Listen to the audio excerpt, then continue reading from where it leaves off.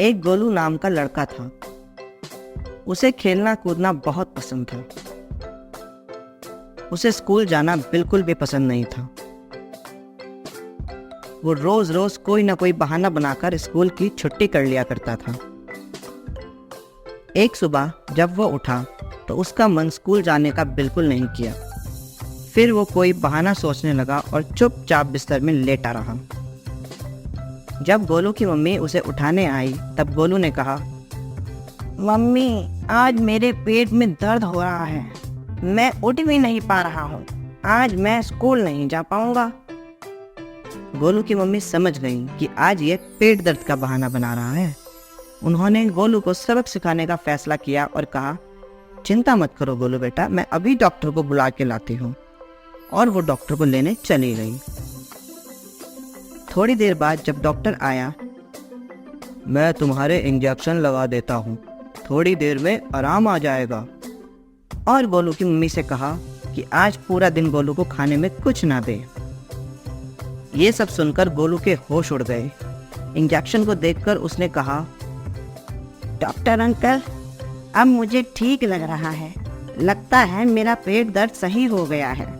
मैं अब स्कूल चला जाता हूँ। और वहां से फौरन भाग गया।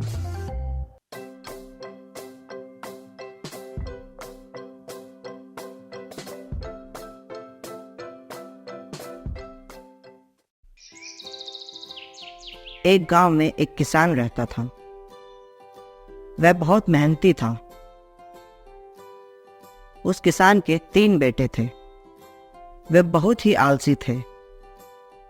अपने पिता की मदद करने की जगह वे दिन भर आपस में लड़ते रहते थे। एक बार किसान बहुत बीमार पड़ गया। अब उसे यह चिंता सताने लगी कि अगर उसे कुछ हो गया तो उसके बेटों का क्या होगा। तभी उसे एक तरकीब सूझी। उसने बहुत सी लकड़ियां इकट्ठी की और उनका एक गट्ठर बनाया और अपने बच्चों को बुलाया। किसान ने उन्हें वह गट्ठर तोड़ने के लिए दिया।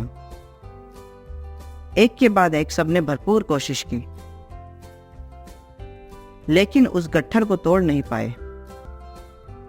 उसके बाद किसान ने उस गट्ठर को खोलकर सबको एक एक लकड़ी दी और तोड़ने को कहा।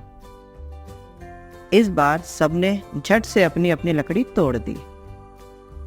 तब किसान ने सबको समझाया, देखो, जब मैंने तुम सबको यह गट्ठर तोड़ने को दिया तो कोई भी इसे तोड़ नहीं पाया, लेकिन जैसे ही उसे अलग करके एक एक लकड़ी दी तो उसे सब ने आसानी से तोड़ दिया। ऐसे ही अगर तुम सब मिलकर रहोगे तो हर मुसीबत का मुकाबला कर सकते हो, जो अलग अलग रहकर नहीं कर सकते। यह बात किसान के 3 बेटों की समझ में आ गई और फिर सब मिलजुल कर रहने लगे। किसान भी बहुत खुश हुआ।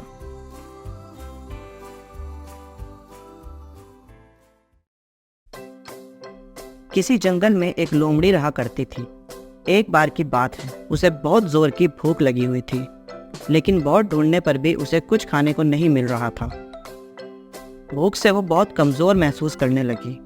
बहुत भटकने के बाद उसे एक अंगूर का बगीचा दिखाई दिया। उसने चारों ओर नज़र दौड़ाई, पर आसपास कोई भी नहीं था। ऊपर टहनी पर काले काले रसीले अंगूर लटक रहे थे।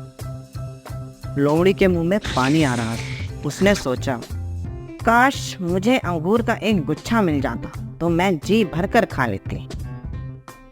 लोमड़ी उछली, पर अंगूर बहुत ऊंचे थे। उसने काफी बार छलांग लगाई, पर वह अंगूर तक नहीं पहुंच सकी। काफी देर तक कोशिश करने के बाद भी उसे सफलता नहीं मिली और वह धड़ाम से नीचे गिर गई। लोमड़ी को ऐसा लगा जैसे अंगूर उसे चिढ़ा रहे हैं। लोमड़ी ने मन ही मन सोचा, शायद अंगूर खट्टे हैं। यह सोचकर लोमड़ी चुपचाप वापस जंगल में चली गई। एक नदी के किनारे एक बहुत बड़ा आम का पेड़ था। उस पेड़ पर एक बंदर रहता था। बंदर पेड़ पर लगने वाले मीठे आमों को खाकर बहुत खुश रहता था। नीचे नदी में एक चालाक मगरमच्छ भी रहता था। वह रोज बंदर को मीठे आम खाते देखकर मन ही मन सोचता था कि यह बंदर रोज इतने मीठे आम खाता है इसका दिल कितना मीठा होगा, काश मैं उसका दिल खा पाता। मगरमच्छ मन ही मन में बंदर के दिल को खाने की योजना बनाता रहता। धीरे धीरे उसने बंदर से दोस्ती कर ली। कभी कभी बंदर उसे भी आम दे दिया करता था। एक दिन बंदर दोपहर के समय पेड़ पर आराम कर रहा था। मगरमच्छ पेड़ के नीचे आकर बोला, और दोस्त, तुम रोज यही आम खा खाकर बोर नहीं हो गए?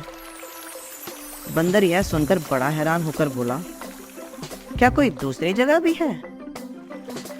हाँ है, मगरमच्छ बोला, मेरे साथ आओ। नदी की दूसरी ओर जामुन का बाग है। वहाँ इतने मीठे जामुन लगते हैं कि मैं तुम्हें बता नहीं सकता। बंदर यह सुनकर खुश हो गया और मगरमच्छ के साथ जाने के लिए तैयार हो गया। वह बोला, पर मित्र, मैं जाऊंगा कैसे? मुझे तो तैरना ही नहीं आता। मगरमच्छ बोला, मैं तुम्हें अपनी पीठ पर बिठाकर बगीचे तक ले जाऊंगा। बंदर को खाने का बहुत अच्छा मौका मगरमच्छ को मिल गया था। उसने बंदर को अपनी पीठ पर बिठाया और नदी में तैरने लगा। बीच नदी में पहुंचकर बंदर को लगा कि वह पानी में डूब रहा है। बंदर चिल्लाया, अरे भाई, मैं तुम्हारी पीठ पर हूँ, ज़्यादा नीचे मत जाओ, मैं डूब जाऊंगा, मुझे तैरना नहीं आता। शैतान मगरमच्छ बोला, मित्र, यही तो मैं चाहता हूँ। कब से मेरी नज़र तुम पर थी। जो इतने मीठे आम खाता है उसका दिल कितना मीठा होगा। आहा, मैं तुम्हारा दिल खाना चाहता हूँ। बंदर को समझ में आ गया कि वह मगरमच्छ के जाल में फंस गया है। बंदर ने अपना दिमाग लगाया और हंसते हुए बोला, हा, तुम्हें यह बात मुझे पहले ही बतानी चाहिए थी। तुम मेरे अच्छे दोस्त हो, तुम्हें मेरा दिल ही तो चाहिए था। मुझसे कहा होता, मैं दे देता। मैं तो अपना दिल पेड़ पर ही छोड़ आया हूँ। अगर मैं अपना दिल लाता तो मैं भारी हो जाता और तुम्हें तैरने में परेशानी होती।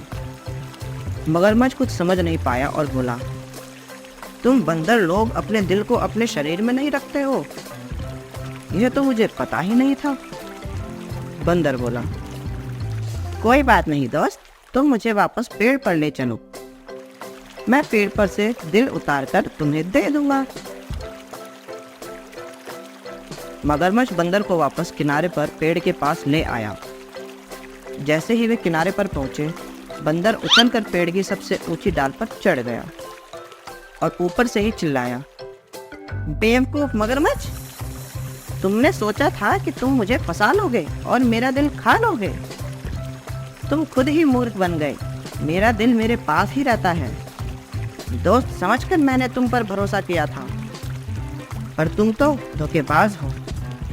चले जाओ यहाँ से। मगरमच्छ कुछ बोल नहीं पाया। चुपचाप वह वापस नदी में चला गया।